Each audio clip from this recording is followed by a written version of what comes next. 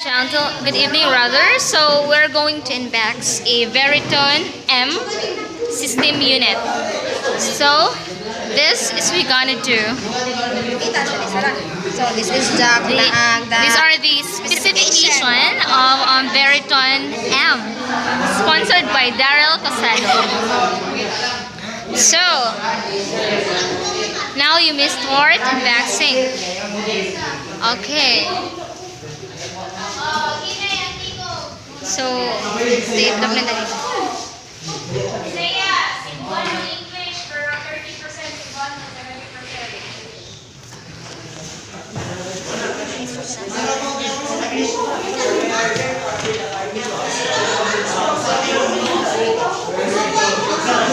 Continue.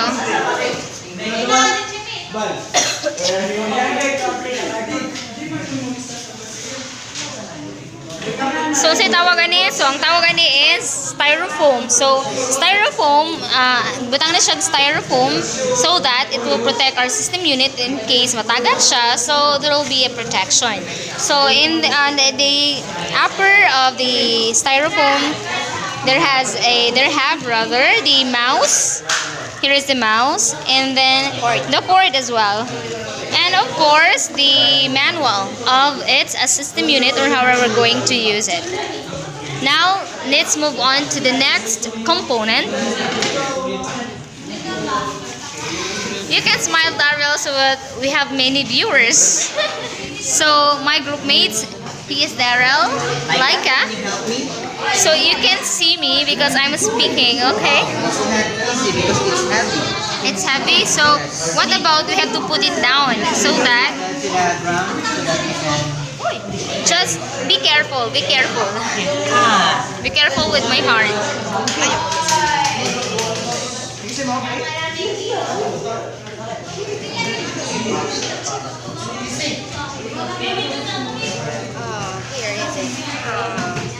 That was a very heavy step.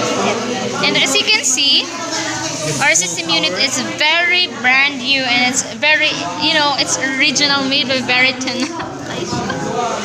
Oh my god, I'm laughing on this because I don't know how to speak in English, Oh my god. So, yes, I'm recording.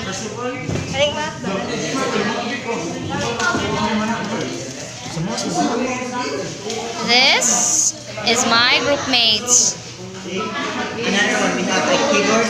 Yes. So in the packaging, we have also a keyboard, a brand new keyboard. So this is Acer keyboard, right? Oh my god, just be careful. Be careful, be careful. Okay. Put the keyboard down. Okay, that was good. Next is we have to get the plastic cover in it so that we could see the view, the actual appearance of our system unit. So this is the front panel. So this is the brand. This is a Veriton. It has the processor of iCore i7 7th generation. And NVIDIA GeForce, what do you call this? Graphics card. Yeah, GPU. And so, you must take a look with our the front panel of our system unit, the side panel, another side panel, and you can also take a look with the back panel of our Veriton M system unit. So there is an PS2 port, the HDMI, the serial port, the DVI, the VGA, the USB port, the line inputs, the DVI also. So these are all our ports that has been putted or is built in with our system unit, which is the Veriton M system unit. Now, so what are we going to do is we have to set up this. So the keyboard, let's put the system unit beside. Okay, so be careful in handling our system unit because it's a very expensive and we can't afford to buy another one in this. Okay, so the next is our monitor. So our monitor has it's 22 inches, full high definition LED mercury free. Specification lang. And you can also take a look with our specification.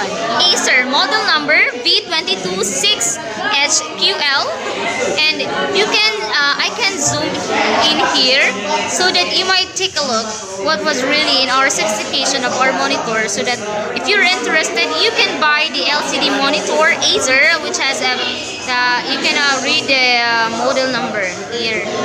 So I think it was good too. Okay, now let's unbox the monitor. So first, of course, we use our screw. Daryl, you can talk too. You can talk and how are you going to open? Flat screw to unbox. Yes.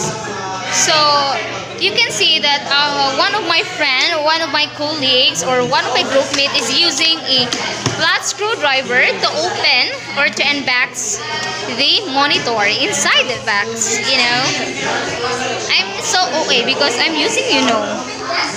Now,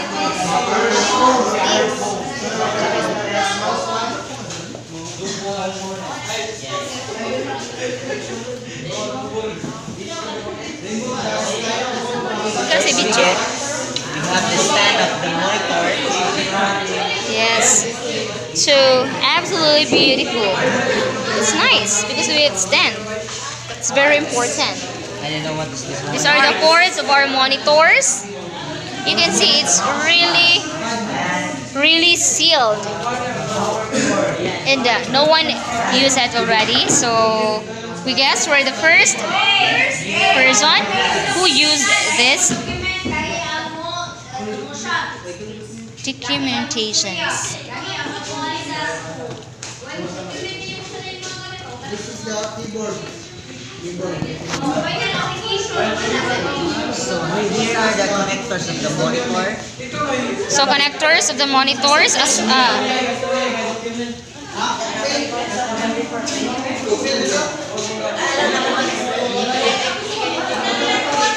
think this is a DVI or digital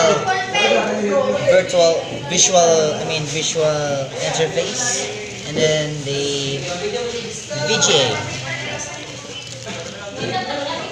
video graphic array.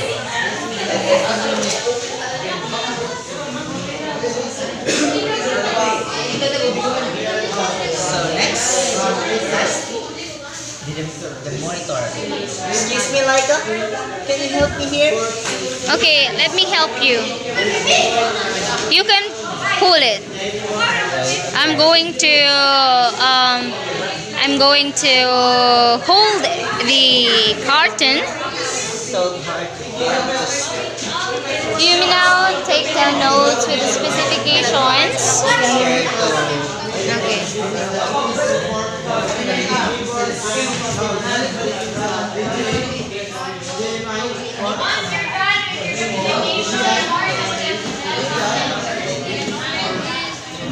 You should be careful to pull here. Be careful handling that, Daryl.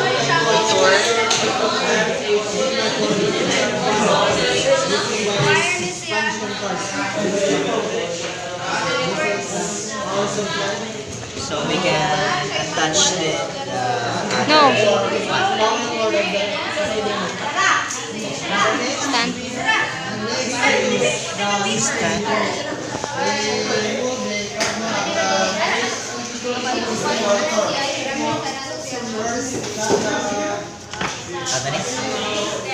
So remove the plastic, the wrapper of the stand.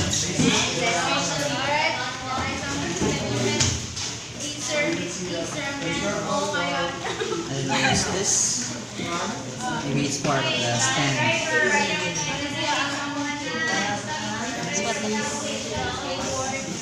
Suwata na.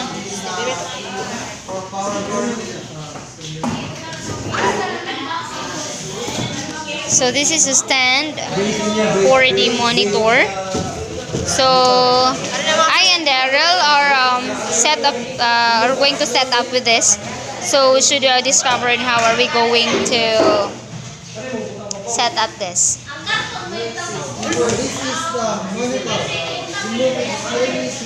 So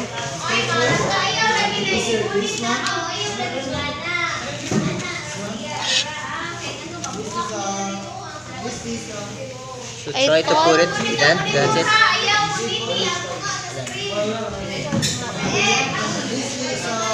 Okay, go. Push it. So you can see we're really having difficulties with this because we really don't know how are we going to put the stand for the monitor, but we're trying our best to make it successful because okay, that was good, Laika. Screw. So we have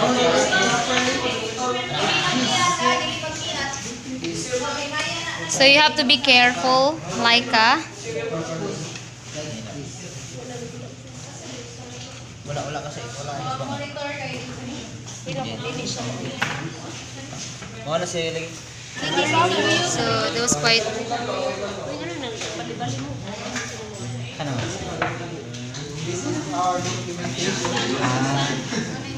Bisuon lang. Baliktad na.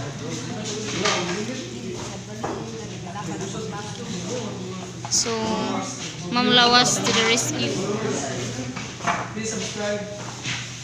Subscribe now.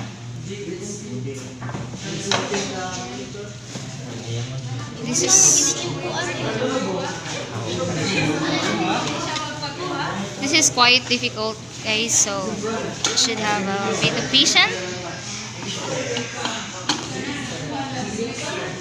So our teacher is our instructor rather is helping us to set up the monitor because we really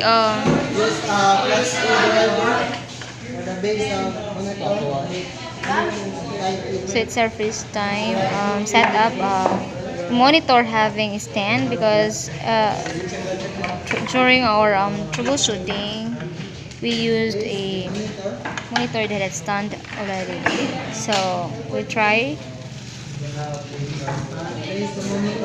this way.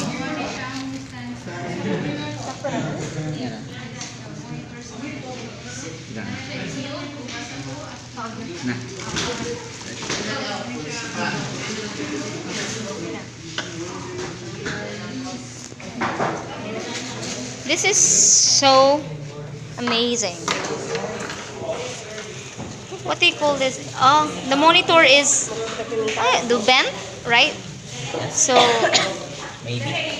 you can sit up straight and you can bend the monitor. So it's very high tech, as per technology is fast rising and technology is really innovating every now and then.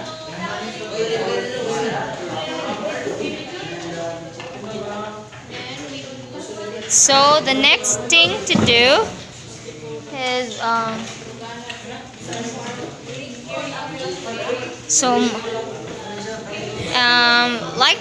Laika is, you can see, is holding a pen and a paper.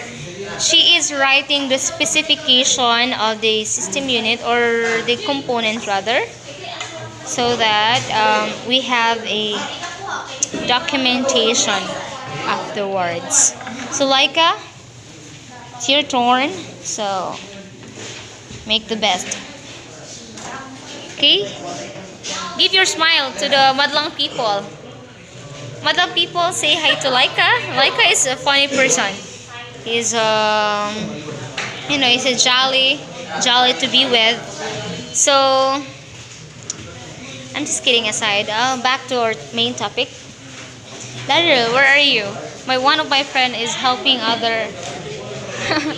Yaw lang siguro yung patoling na dyan patols.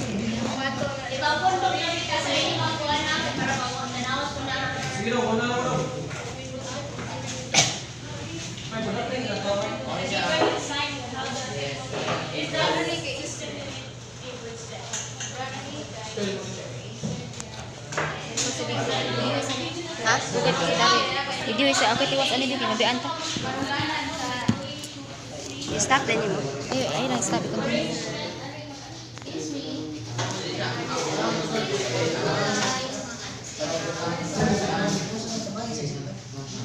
Since Daryl is not here, Sarah na siya. So I'm going to substitute Daryl Castillo. So this is the Port. VJ, the video graphic array in monitor. Array. VJ. So we have to open this. Oh my gosh, nabigas. Oh my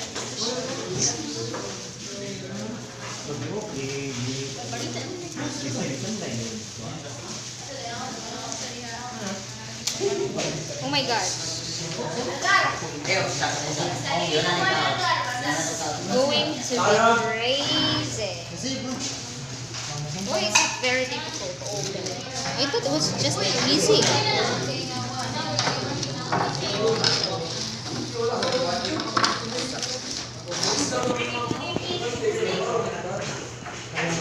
Ano na pa?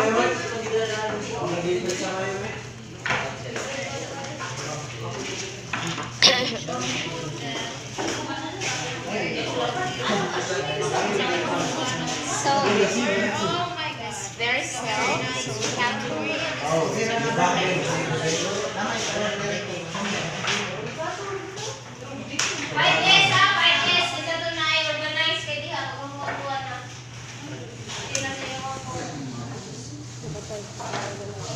So, hi Ka. So our mess, we have to put where it should be so that it will be organized. So, as you can see, it's very sealed. Cover of the port of the DJ. So we have to put it here so that put that. Daryl is coming. Come back. So here, you can take a video on how are we going to put the VGA here. So now, Para sa video Daryl na this is the VGA. For it to hold the monitor, you have to lock. You have to lock it so that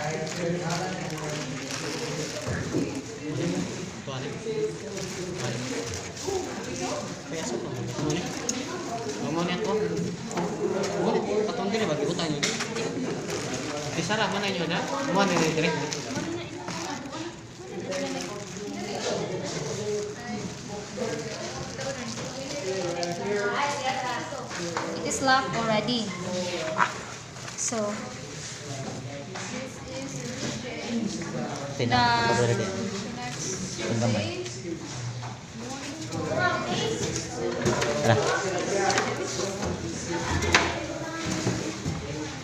So I forgotten there is a partial portion of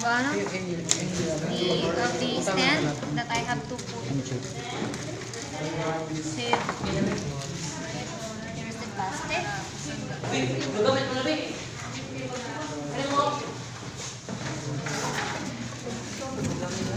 Should put that in the plastic so that it bigotang naara sila.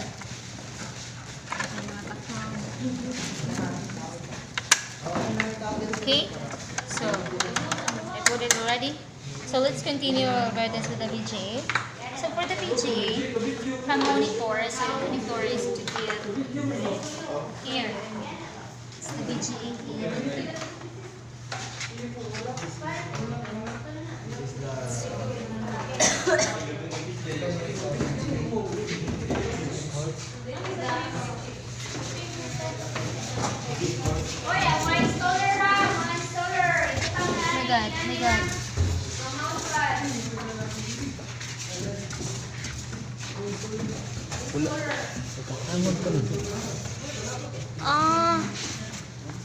my God. I'm mistaken. That's the reason why I couldn't. Should I use a screw or not? Daryl, could you please take over? So, next is Daryl. As you can see, Daryl is going to put the DVI. So, but before anything else, of course, he has to open first he has to get the jacket on it. See, put the jacket on the table, the two jackets for the DVI. So the DVI, As you can see, before you put it, we check the pins before we install. so it's really, so I have to transfer, so I have to be, so excuse me, it's really, so here it's going to put, so be sure, Daryl, that you put the DVI and it's properly, rather.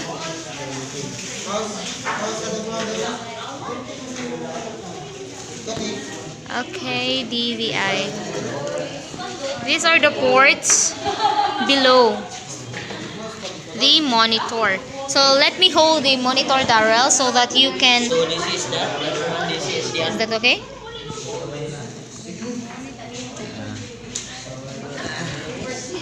So.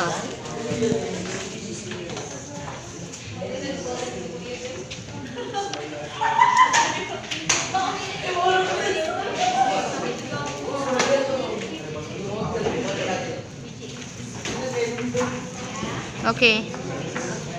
You have to lock. Push it, Daryl. Slowly push it.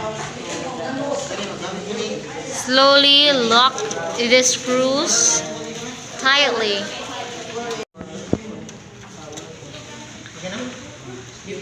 So Daryl is putting DVI in the monitor.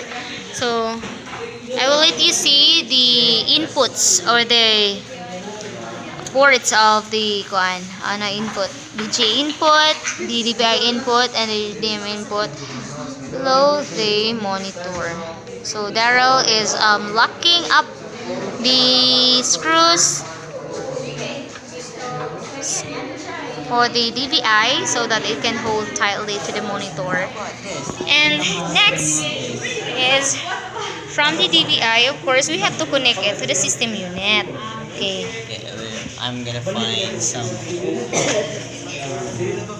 So Daryl is finding some tools to unlock these screws for the DVI. Do you have, Daryl? So just wait for a minute.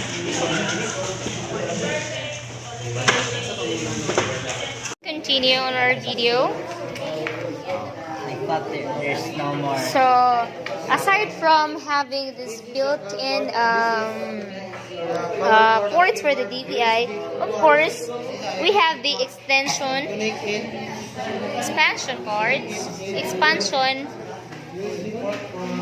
slots rather for the DVI. So we can put it here. Our camera is very clear, like you look so beautiful here. Thank you. I understand.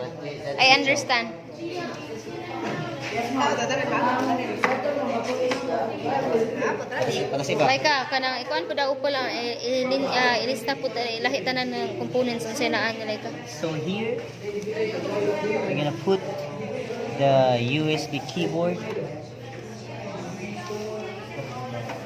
This is for the keyboard. So on our keyboard ports, we have the PS2. So the old one, we have the PS2 port, and then the USB port. So our component is, you can see this using USB port. So we have to put it here. But you have two options here. You can use it here or here. Depends the. Okay. It depends upon the port of what type of ports are you going to use. This is a VGA. So, Extra video is like you have to one like everything. You have to take down notes, everything. Yeah, regardless with the components of how many it has. Just pasensyain na ko kung wrong grammar. You know.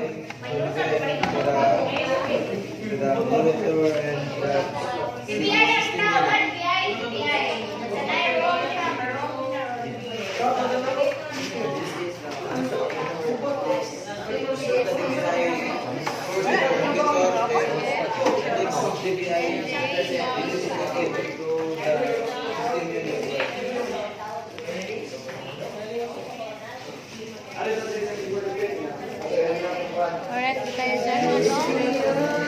Ayos tayo dyan. Ayos mo tayo dyan, Chong. Mga potol, Chong. So here we have a power cord for the monitor and system. We apologize for having a wrong grammar because you know we're an IT students. We're not an English major. We're not education, but still we're learning. We're do the best for you guys. Just to- Don't English me. I'm not schooling. You know. I'm spoken in dollars. Okay, but enjoy. So let's continue here. Okay ba ka dyan, Choy? Yes, okay pa wala tayo dyan, Sarah? Talagang Pilipina, man siya ay. This is our Easter. Easter? Long Time ago. Very handsome, amor. And we're gonna install this at the back.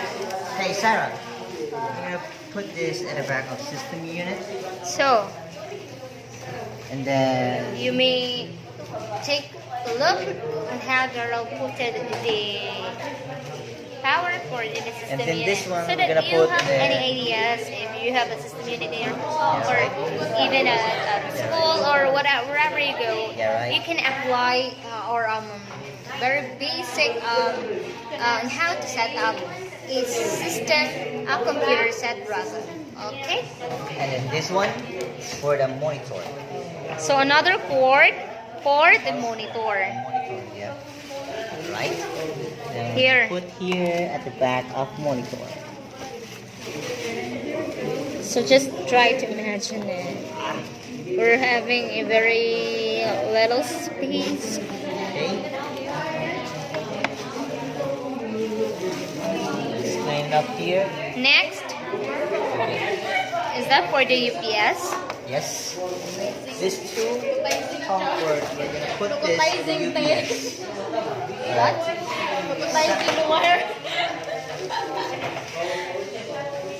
As we can see, we don't have a UPS here, so let's just continue. Put the it other down, back. make it organized, Darrell. It's part of our grade. Have you done for the, you know, for the, Ano man eh? Ato? As is we that can see, we ours? don't have a They're not yours. the Excuse me, Jake. Could you please don't interrupt us? We're having a demonstration here. uninterruptible power supply. So let's just put this for a while and then.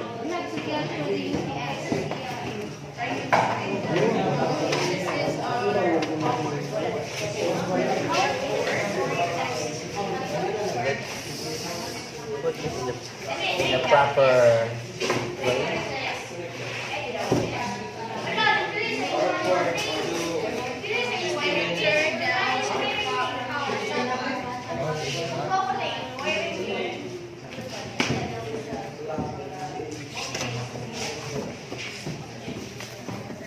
Please be careful with my heart. Ulit, ano like?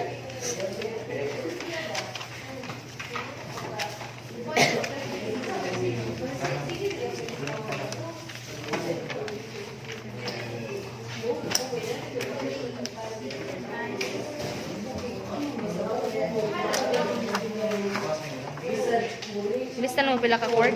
Pila ka cord? Lista pila ka components?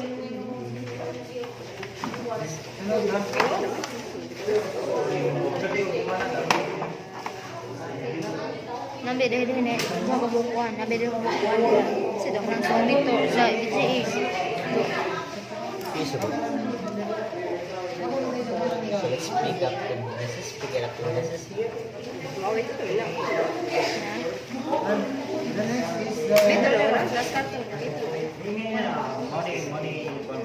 So we're done. Set up our system units, our computer, our personal computer. Could you please get your, is this yours? Okay. What about this? It's also, it's very, no, don't pot, don't put rather.